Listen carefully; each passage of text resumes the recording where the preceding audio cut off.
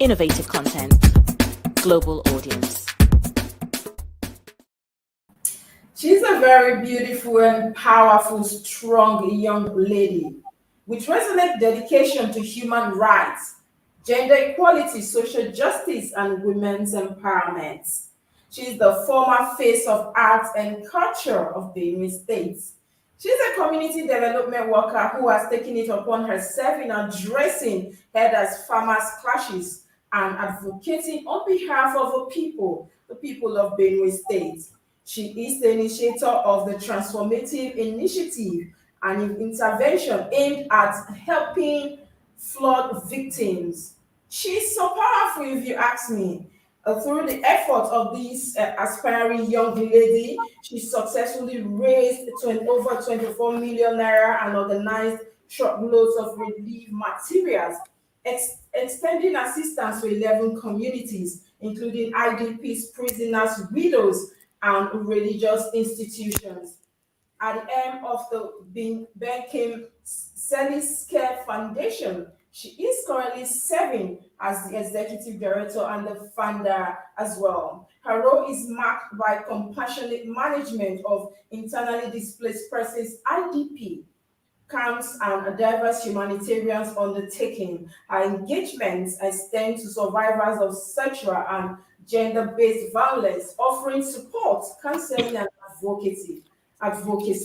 Elizabeth's debut work, Hearing from Within, Reclaiming Lives, Healing from Within, Reclaiming Lives After Sexual and Gender-Based Violence in Nigeria, was conceived with the aspiration of furnishing survivors who are coming out from that place with tangible guidance and support along their pathway to recovery. Quite a portfolio, if you ask me. I could go on and on. I'm just like, wow, she's just a young lady. She's beautiful, she's strong, she has have her own share as well of life. She has been through so much ordeal. But look at her today. She stands as a guide, as a light, as a pathway for others to follow. And this is what we talk about. Now, viewers, this is a very young lady. She's beautiful and she's strong, like I said. I present to you our hero of today, Bomb King, Sewese Elizabeth. She is an author as well and the executive director of Bomb King Celis Care Foundation. A very warm welcome to you, viewers. I'm reaching you from the world's capital city, London. My name is Princess Kessy, and this is our Heroes Community Heroes, where you celebrate heroes, people who has been able over the years to carry the burdens of others along, to carry people along without complaining, with so much smile, with so much gratitude, with so much passion, understanding as well. And this is what she does for a living.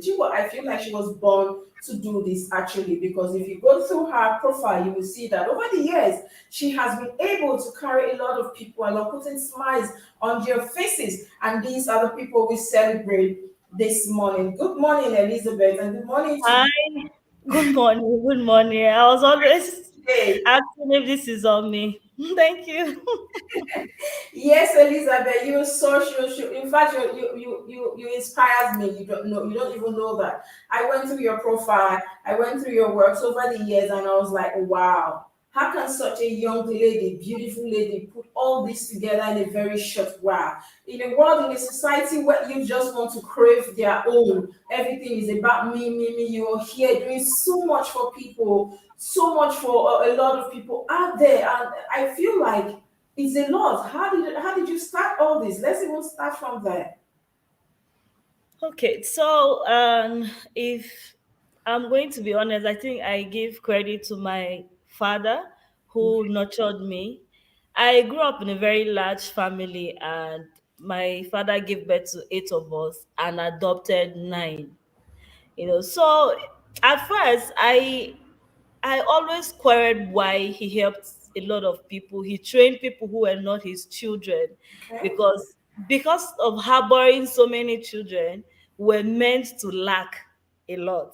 So I lacked, and I learned that compassion from my father, because imagine he didn't have a lot, but he had the big heart to share and have compassion to train other people. So growing up, when I saw people who lacked, I pictured me and I extended a helping hands to help. And I was interested in internally displaced persons when I started because I imagined myself that imagine living with both parents, living in a house with people, and then I lacked. What about them who were displaced, their livelihood taken away from them, and they were chased out of their houses, their family members killed, they were going through series of trauma. How can I help?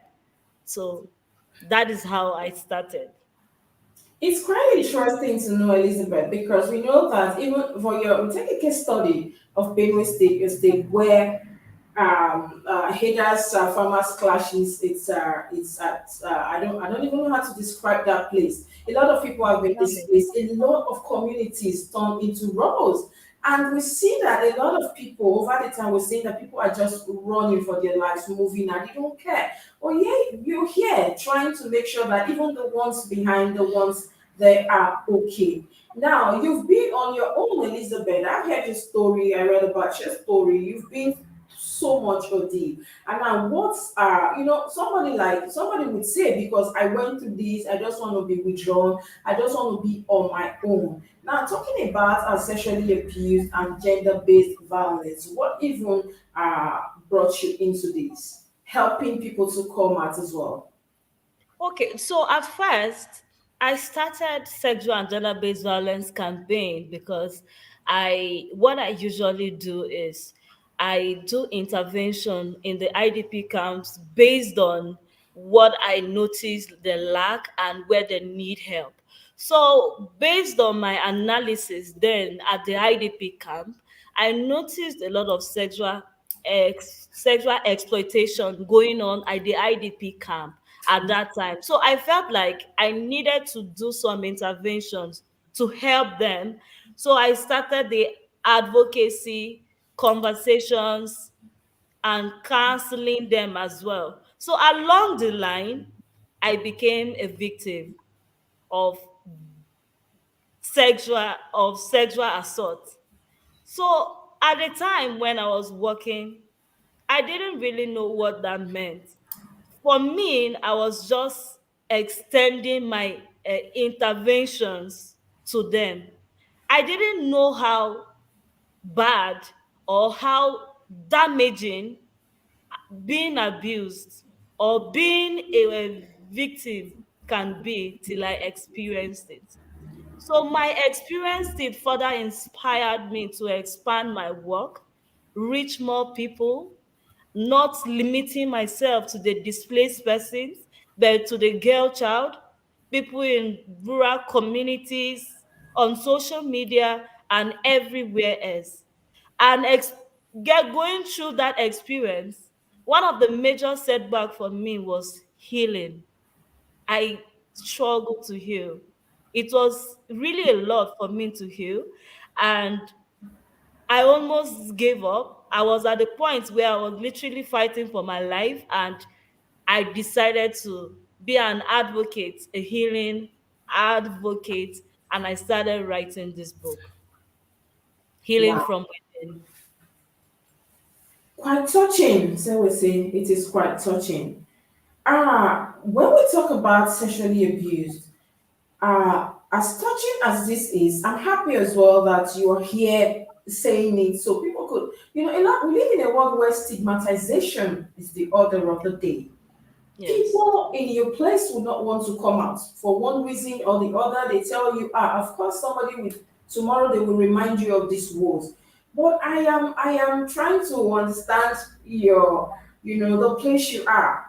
You were strong, you're beautiful. And I'm really, really happy that you're here today telling us about this. Somebody will listen, will hear this, and they will understand that you don't need to actually keep quiet. You can come out and you still be strong and be a light to others as well. Now, when we talk about sexually abused, so we say, who do we even blame this on? With gender, we know that a lot of people are being abused sexually. Can we say we, the ladies, who contributed, or we say these people are just demons or monsters that we need to do everything to take them off the society? Let's go deep into this. Somebody, this might just help someone out there. Okay, so I would like to note that abuse does not cut across one part of the gender, because Okay? a lot of people have misconceptions that only the female gender is being abused every day. No, we have the male counterparts that are also facing series of abuse every day. Now, when it comes to who to blame, you can't blame anyone for what happened to you, because it is our sole responsibility to stop this. It is our responsibility as a person not to imagine, think about it, or even do this to anybody, because no woman, no man, no child, Deserve nobody this. deserved to go through any form of abuse. I'm not restricting it to just sexual abuse. So nobody deserves to go through this. So you can't blame me just because I'm a woman and I'm dressed some certain way, then you have to abuse me because of the way I look or where I go to. Or just because I'm married to you doesn't mean when you touch me and I say no, you go further to take it by force just because you're married to me. So if anyone says no, no means no. And because you're married to me, because I'm dating you, you have no right to keep on pushing, because most people would say if a woman said no, she's just expecting you to apply more force, Yes. and then if it happens, it is not rape. No means no. Wow. I'm happy. I'm happy that you're standing up for this kind of people. You're standing not just for people displaced, like you said, but abused victims. And this is something that we should applaud. Now, how is the journey so far? I know that you started years ago. How is it like, you know, starting from 5, 6 years back down the line, and we see that up to now, Benue too, the place is not even 100% okay as well. We hear the news every day of more killings, people being displaced. How stressful is this job you've taken upon yourself? So we see. So it's been a very long time coming, and a lot of people would have expected me to give up, That is because why I asked the yeah. question. So people ask me, what have you benefited so far? I would say I have benefited a lot, because if out of 1,000 I am able to help five, and I tell you, silently, because of confidentiality, I don't bring up my cases on social media. But Okay. I have a lot of people who reach out to me, who tell me I inspire them to speak up, who report cases, and who I have helped get justice. It hasn't been easy, especially the fact that, okay, the government have done their bid to give us the violence against person law, which was implemented in 2015, and the major implementers are NAPTIP. I work with NAPTIP, and I work with other CSOs to ensure survivors get help and justice. So Okay. to an extent, I have been trying. But where I have issue is some states like Benue State, where we have a lot of victims and the law has not been established there. It's something I've been dealing with every time. There's no sexual assault referral centers. There's no sensitization that has really taken place in Benue for people to know that, look, this is the law, that there's a law that is in place, and if you do this, you're going to be prosecuted. We have cases that have come up in Benue. There was a girl, or China, who was raped, a 13-year-old minor who was raped by her uncle. The case was on social media. Do you know this man walked free? Yes, because most times when cases like this come up, they the acts on the state law and not the violence against persons law, because it hasn't been really implemented in Benue State. So I feel we have a lot of displaced people. Their lives are endangered. We have a lot of children in Benue. So I think the law needs to be implemented there, and the government needs to do something for this law to take place. There's already a law. What is stopping other states from adopting this law? What is stopping it? So somehow I'm limited to help and intervene in Benue, which is what I struggle a lot.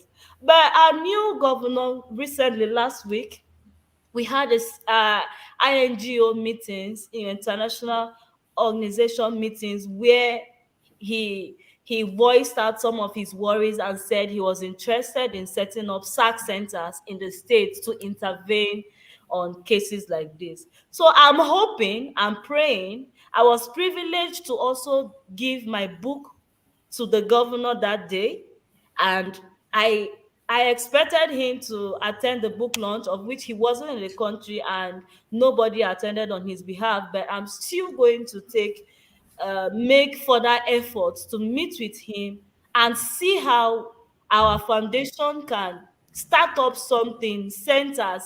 Already, I have a center here in Abuja, so that I've been helping a lot of victims through the foundation and with the help of NAPTIP. So let me pause. Quite challenging, I must say. Well, I don't know where you get your strength from, but it's quite inspiring. Viewers, this is Community Heroes. Now, when we talk about people, Nigerians, heroes who have been able over the years to carry the burdens of others with smiles on their faces. Now, we'll go on a quick break. When we return, I'll still be here. We say we have a whole lot to talk about. Don't go anywhere. Stay with us. We'll be right back.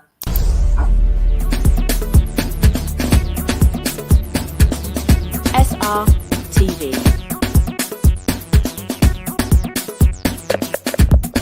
Innovative content. Global audience. It's politics time on SRTV with your one and only host, Dr. Chris.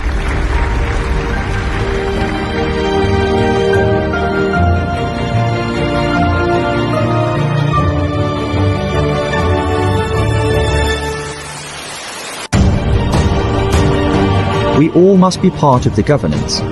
So join Deddy Crease every day 8 p.m. to dissect on the political situation in Nigeria.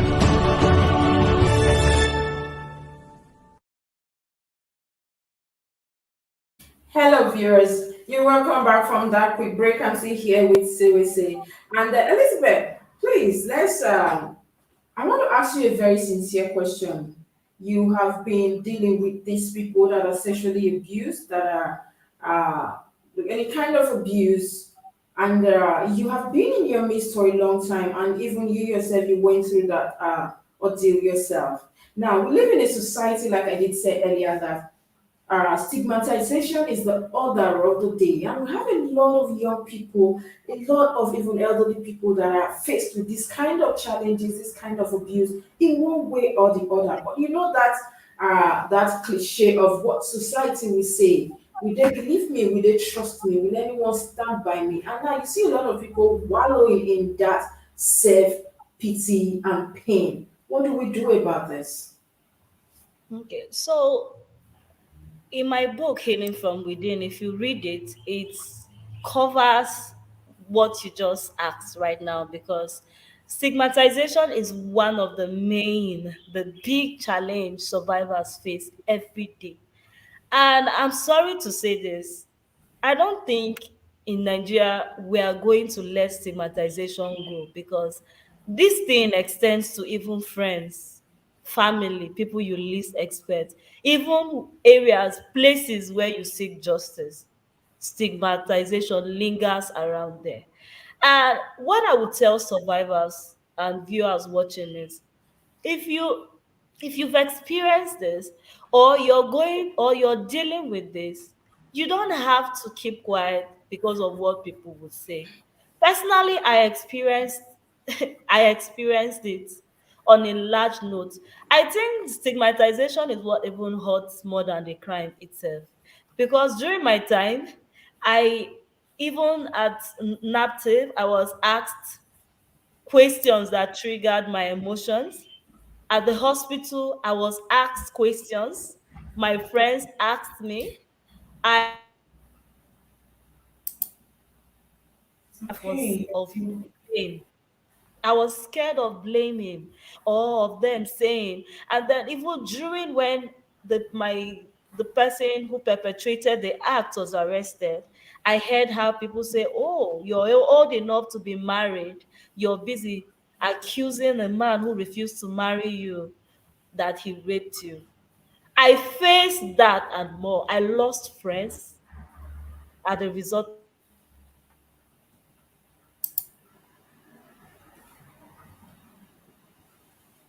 Okay, I think we're having a little bit of network issues from services end, but hopefully we're going Of to have that.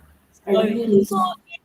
it's hurt and killed me silently. But the good thing is, I had the strength to stand on my own.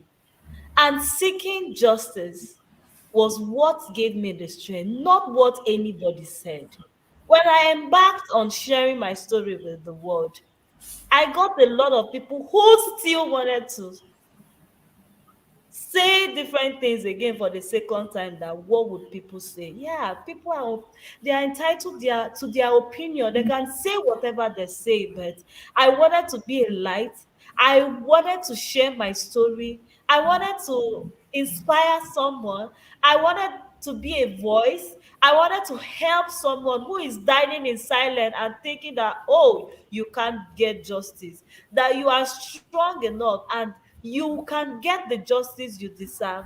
No matter what anyone say, it doesn't matter or concern you. And the good thing is you are more on the winning side because you have the law by your side. Right. And right now you have help.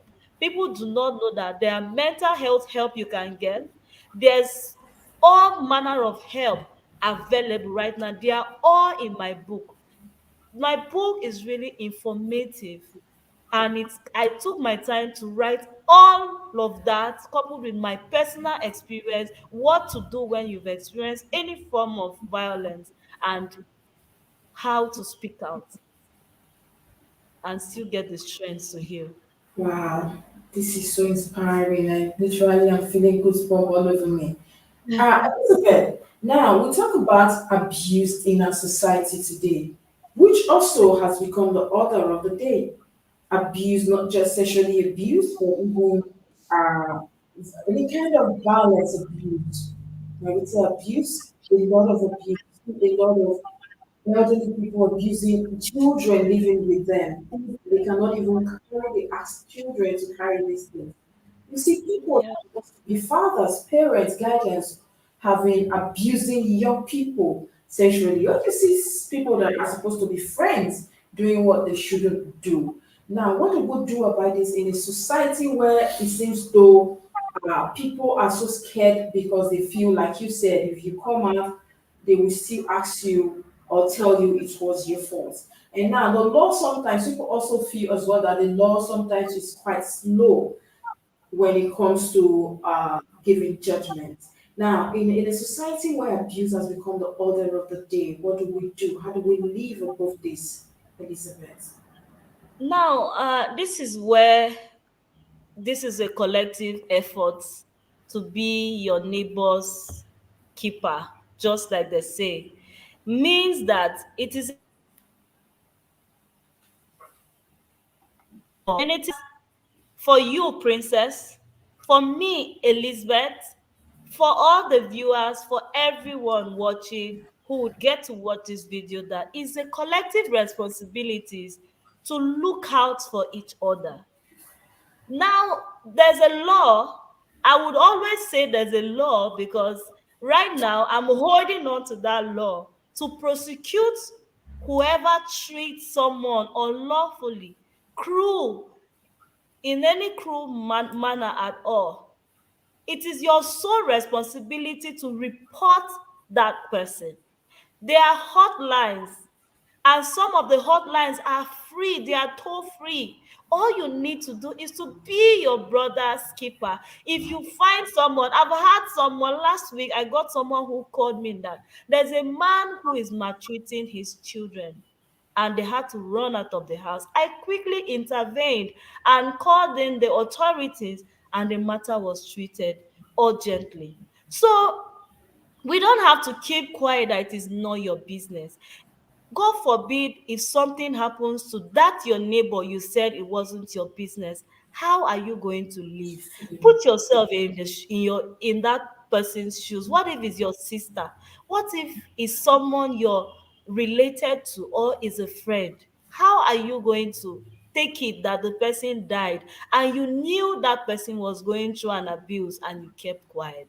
All you need to do is give the person, counsel the person, tell them. Some of them are scared, but you tell them that look, or sometimes you can anonymously report. Nobody would know it is you, but you're going to save that person's life if you do that. So there's Child Act law that protects children against parents or aunties or relatives who bring them to live with them and maltreat them or abuse them in any form. And then there's violence against persons law, and then there's human rights law as well. So we have some of these policies put in place to help sanction perpetrators. Wow. Seriously, now let's look at your book. You authored a book which Yeah. is geared towards passing this message, how to guide people in this situation. Now, what was I know all this you went through apparently is inspiration behind this book. But tell us more about your book and how people responding to it. Okay, so mm, mm, just like everything we've discussed, my book dives into definitions of sexual and gender-based violence, given the differences between certain kinds of abuse, stating out the laws and policies, punishment, stating out some of the ways the healing process, and also talk my books also give some shed some light about my personal experience and how I manage myself through my ordeal, how I handled everything. It dives into that. And also, it dives into my next project, which is the Healing Hub.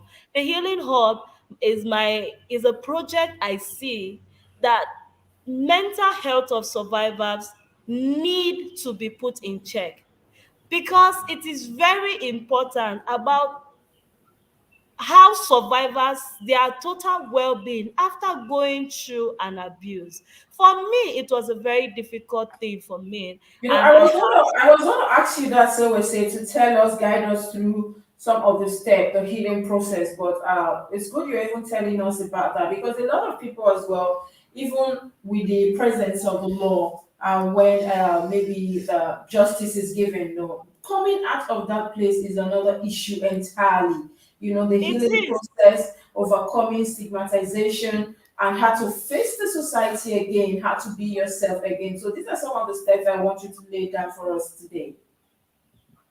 Okay, so moving beyond getting support services, seeking justice, and serv- legal services, the book dives into some of the trauma healing therapeutic process that you need to take place to heal.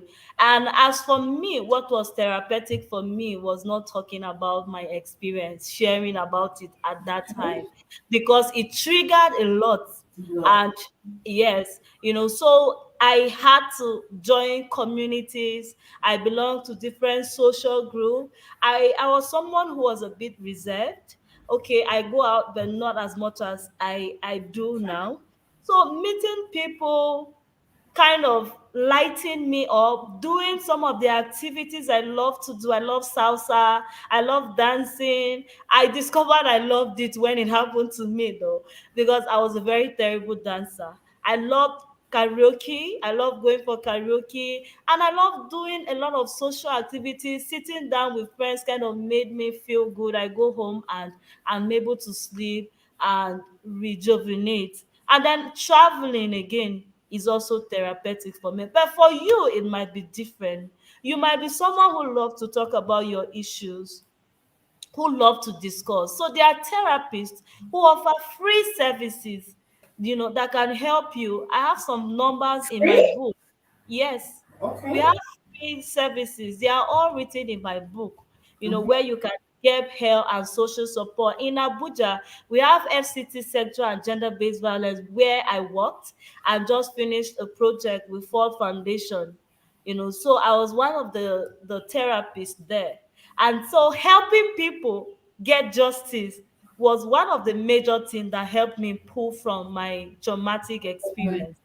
Yes, so I saw people who went through similar experiences.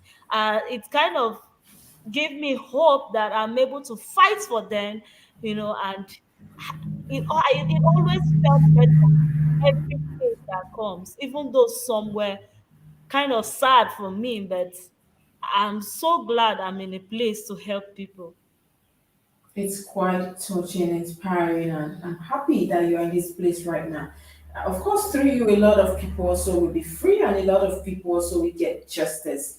That is what we need, and that is what we want for them as well. Now, so we say, I know you are into you're into you give a lot. You're into humanitarian services when you give. Let's talk about the IDPs now. You take care of a lot of people, and that costs a lot. Now, how is funding like putting all these together? Okay, so I've written to some organizations, but I've had this one organization, Mary Stokes International, who believes in my work and who offers, who gives me family planning services. Because I told you about some of the interventions I do, is that I noticed a lot of women in the IDP camp were giving birth.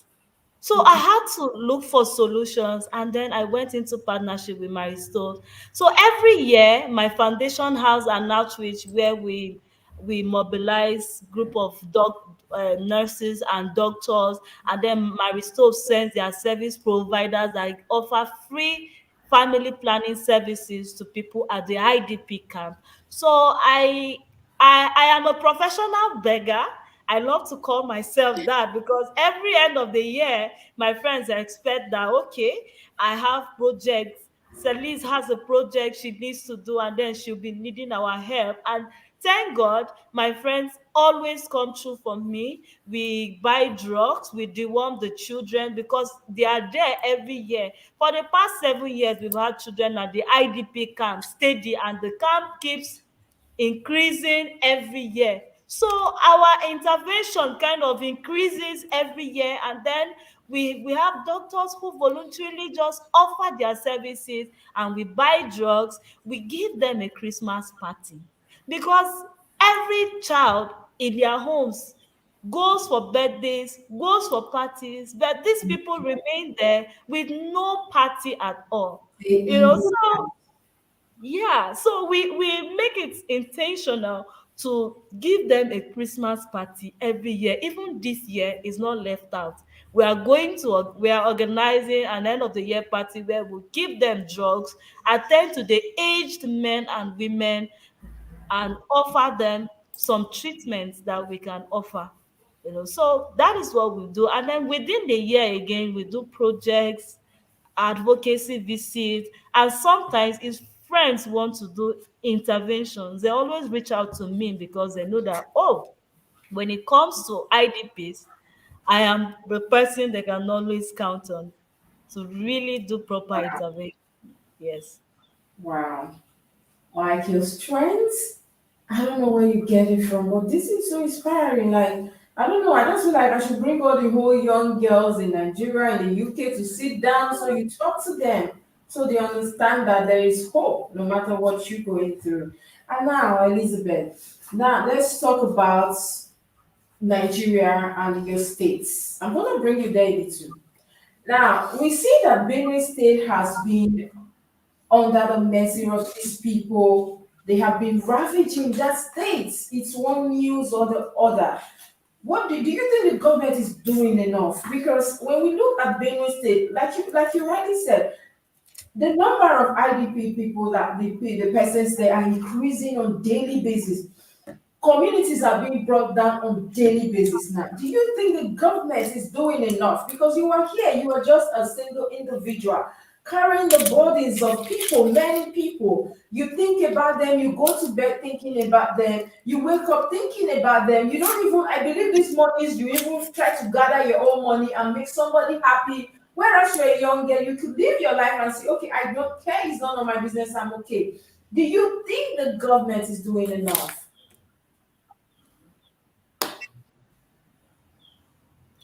Okay, so we in Nigeria knows that death has been normalized, crisis has been normalized, poverty has been normalized, and then you don't see anyone challenging the government anymore like it used to be. I remember during Goodluck Jonathan's time, there were protests even when there was fuel subsidy removal and all of that. You know, you had people who freely protested and then something was being done. But the government we found ourselves right now, we are restricted. You can take a look from the NSAS, how did they end up? So because of fear, people's mouths have been shut. A lot. Yeah. So there's little we can do. I was an advocate till I was almost killed. I was the one that championed the law. I saw a video. I don't know if that I can't remember, but one on a very renowned TV station. Was that you? Yes. That video. Okay, that was really Yes. touching. Yes. So that was me. I Do you was have that video, Sewese? Do you have it? Do you still have it? it's on my social media. Okay, all right.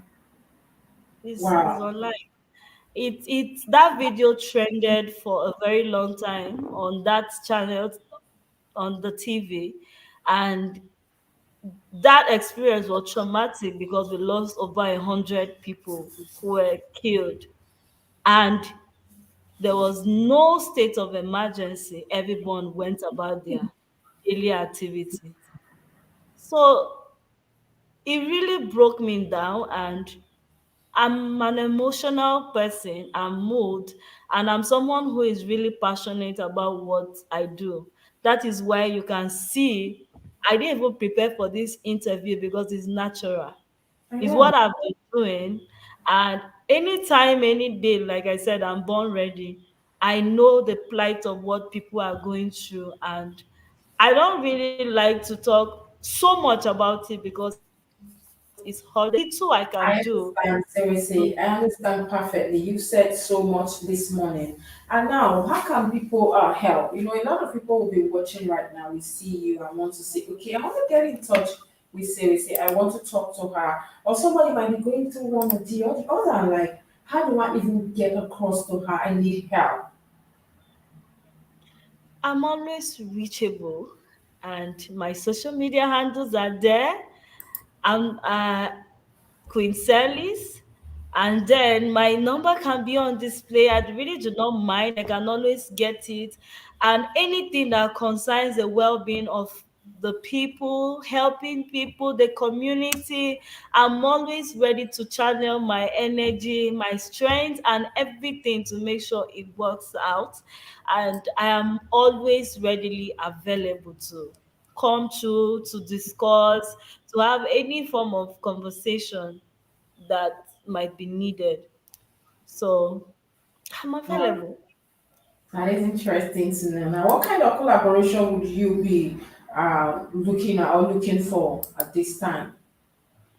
And one of the major collaboration I think would help people right now is uh, this disease that is affecting people, that is spreading, that is widespread, which is the series of abuse going on. I think it does not stop. This thing is among us in schools, in the churches, hospitals, and everywhere, which is sexual abuse. I feel my book can be educative to someone out there, and I would love to encourage people who can buy and distribute to school children's community, because from our conversations, How can most they of get them, your book? Where can they get your book from? once you come on my Instagram handle, it's easy to purchase it. You can always get it on our social media handle, and you'd be given the link to purchase it. So everyone needs to buy and distribute it. And then again, the plight in Benue is what has been on my mind for a very long time. So the people are in the camp. You can't do anything. They can't go back to their home. So whatever intervention you think you can offer as an individual, as an organization there, my organization has been working in Benue, in Abuja, and in some part of Nigeria for quite some time now. I am willing to travel, do whatever it is to assist, reach out to these people.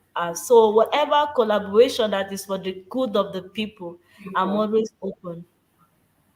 Wow, that is quite interesting. So, I'm not from Benue, but when we talk about Benue, Kaduna, and others, there's always this feeling that comes with it. It's quite saddening. It's Yes. quite very unfortunate as well. Well, thank you so much, Serisi. What message will you leave for young girls today? Now, I want you to, as an advocate of a young child, the girls, I want you to talk to the girls. I know somebody might be feeling jealous or a guy might be watching us right now, but I really want you to talk to young ladies before you leave. Okay, ladies. So, being resilient is one strength I had to embrace. And being here today took a lot. I went through a lot of storms, and I have been told to give my body for different reasons, of which I refuse. Any favors that come with you offering something first, someone you should people should come to you because they see something in you. Every woman or girl child has value to offer. You should not devalue yourself. You should be used as a tool. And there's so much more we can do out there as women and as a girl child. You can support. However, capacity, you don't need to be a queen or have a foundation just like I do. When I started, I didn't have any of those. I started, and gradually I built myself, built my foundation. I struggled. I don't come from a rich home. I literally paid my way through every step of the way. And thank God I've always had God by myself. So at every time I feel low, I go on my knees and I pray to God, and somehow God opens doors for me. Everything I am is God. So I want to encourage all survivors out there: speak out. Do not be silent. You are stronger than you think or imagine. If you think you're losing it, just go to my page and look at me and how far I've gone. I was torn apart. I thought I was going to die from depression. But here I am today. This is strength. Strength. Indeed, you're an hero. This is strength. Viewers, you can see this is strength. Thank you so much, Sebese, for being on my show this morning. We appreciate you and every single thing you do out there. For everything, all the sacrifices. We say, well done. Thank you. Thank you. We are proud of you. You Thank the you. young ladies, the girl child, the whole country. We are proud of you. We need more people like say. Well, thank you so much for being on the show today. Do well also say to share this with your friends.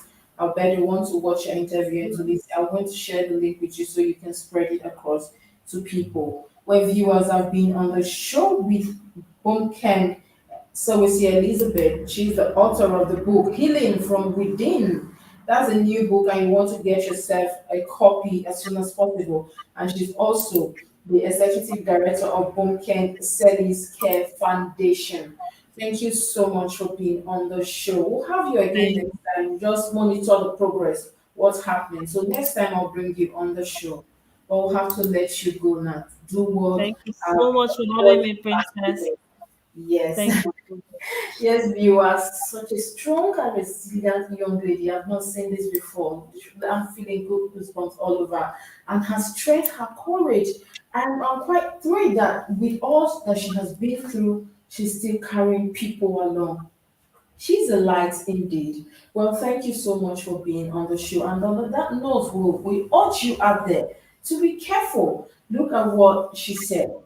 If everybody in the society, let's put our hands on them, she will say, my neighbor is not my none of my business. But if something happen, you will feel it as well. So please let's all hands be on deck to make sure that this evil, this thing you people call rape, that it's ravaging the society, abuse of any kind, should be stopped.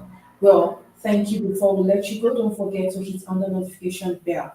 Invite somebody to the page. Follow us on our social media handle Facebook, Twitter, YouTube, and of course, Instagram.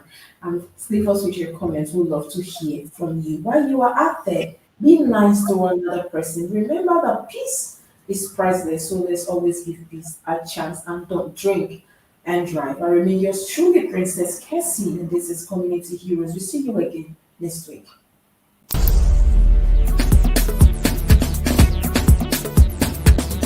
Srtv. Innovative content. Global audience. It's politics time on SRTV with your one and only host, Dr. Chris.